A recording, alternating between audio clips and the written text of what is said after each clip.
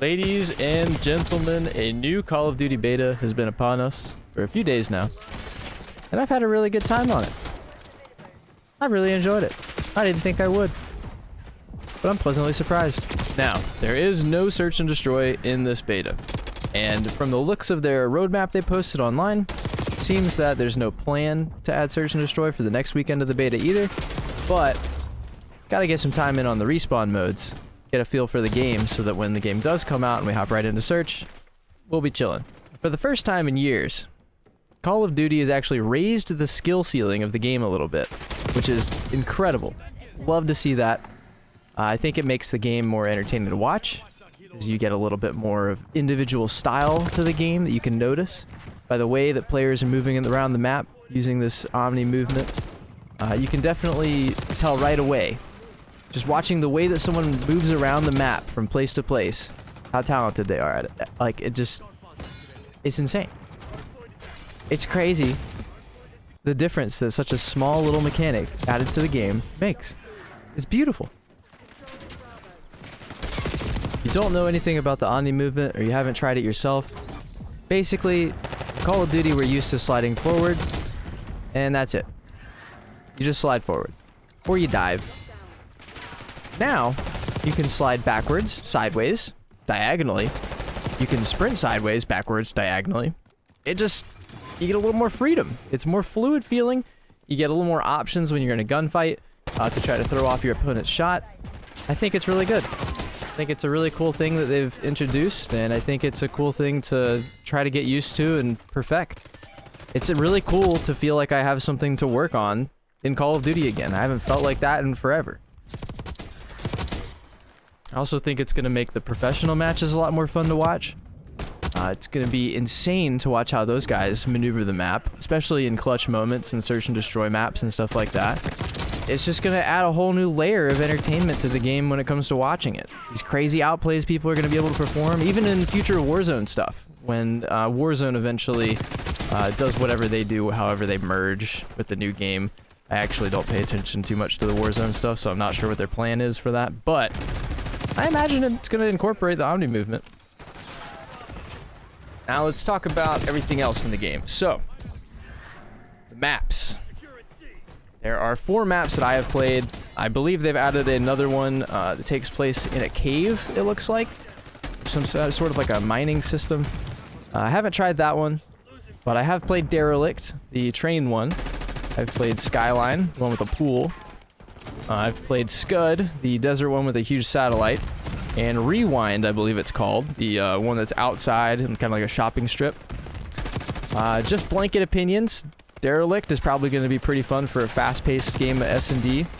Skyline looks like it's going to be incredible. I cannot wait to see that get played in S&D. There's a whole underground part of the map that is really set up for like some prime movement plays throughout. There's a zip line on it. The Omni movement maneuvering through it is going to be crazy to see people pull off in a 1v whatever situation. I'm excited about that one. Scud, I don't know what they were thinking with Scud. It's just like an open desert with a satellite in the middle. I don't know about that one. Rewind, don't really know about that one either. It's kind of just an open parking lot with one line of one-story buildings. Not a big fan of that one either, but we'll see how they shape up the rest of the maps for the game. I think they got 2 bangers in there for S&D, and so far, that's pretty good for me. Next thing is the gun balance issue. I'm sure most of you have seen people complaining about the Jackal PDW. Well, SMG that is just dominating every single range in the game right now. It is insanely strong. Apparently, Treyarch has a habit of having a very strong SMG in all of their betas, which is fine, but they need to tune it, and I'm sure they will. I hope they will. But another big thing that I have to talk about with the weapons in this game is that the attachments, almost all of them, have no cons. I can put no stock on my guns again without them shooting insane horizontal recoil and visual shake all over the place. It's quite nice. I'm a huge fan of the way they're doing the attachments. It adds a little more freedom to the builds. I think it's really good. Another thing I've been asked a lot on my stream, twitch.tv/Jolt, by the way, if you ever want to come hang out, play some games. Controllers. How strong is aim assist? Are controllers the way to play? You know. Now, yes, controller is still the way to play Call of Duty. It still will be in this Call of Duty. That is just the way it is. I have accepted this. However, they did nerf aim assist. Rotational aim assist a tiny bit, just a tiny bit. If you are within 2.8 meters of an enemy player, they will not get rotational aim assist on your character, which is really nice. So those really close point blank gunfights where you slide into somebody around the corner or something like that, or meet in a doorway, you're no longer just going to get aimbotted, which is really cool.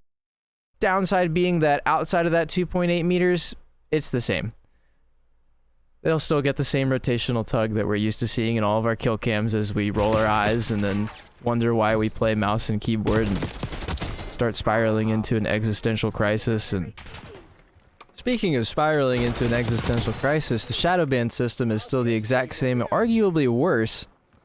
I have seen almost all of my friends on social media that play this game, most of them SMD players, but Warzone players, even Call of Duty professional players that are paid to play the game by the CDL and whatnot, have been shadow banned in this beta. So I don't know what their deal is with the shadow ban system and why they haven't changed it yet, or if they made a change to make it worse. But instead of the unknown time of a ban, now people are getting told they have a temporary ban for 250 hours, I believe it was. It seems a few people have gotten it lifted before that 250 hour period, so maybe they're realizing that they've messed up and they're trying to correct as many as they can. But honestly, I think they should just do away with the system. It doesn't work. It's clear that it doesn't work. Doesn't make any sense why we're still doing it after 4 or 5 years. How long has it been? 4 years? Something like that. What are we doing? Get rid of the shadow ban system. Now, normally, I prefer the feeling of Infinity Ward's games over Treyarch's games. Same with Sledgehammer. I think that both the Sledgehammer and Infinity Ward's games always feel a little more grounded and in tune, more responsive, less clunky. Treyarch's games are usually a tad bit more arcadey, but the movement and the gunplay always felt a little more clunky to me. This one feels good. The mouse input's nice. Definitely no complaints from me on the mouse input side of things. I think it feels great. The only thing is just the amount of shake when you shoot. It's kind of hard to see your opponent sometimes. The Jackal has a skin that you can buy with the Vault Edition that makes the iron sights a lot cleaner. So if you're going up against that, definitely not fun to pull out your default Jackal and look down those iron sights and be like, oh wow, okay, so if I just pay another $30 or whatever the Vault Edition price is, I can get this really clean looking gun. Kind of lame, not a fan of that, but at the end of the day, not the biggest deal. I think the core of the game feels really good, and I'm excited to see what they change, where they tune things up and down a little bit, and what the rest of the maps are going to be like on launch. Yeah, just kind of waiting, looking forward to playing Search and Destroy. Let me know what you guys think of the beta so far. If you want to know my thoughts on anything else that I may have forgotten to talk about or left out, feel free to ask me down in the comments. It might take me a few hours, but I'll get back to you. And I hope you have a good rest of your day. Peace.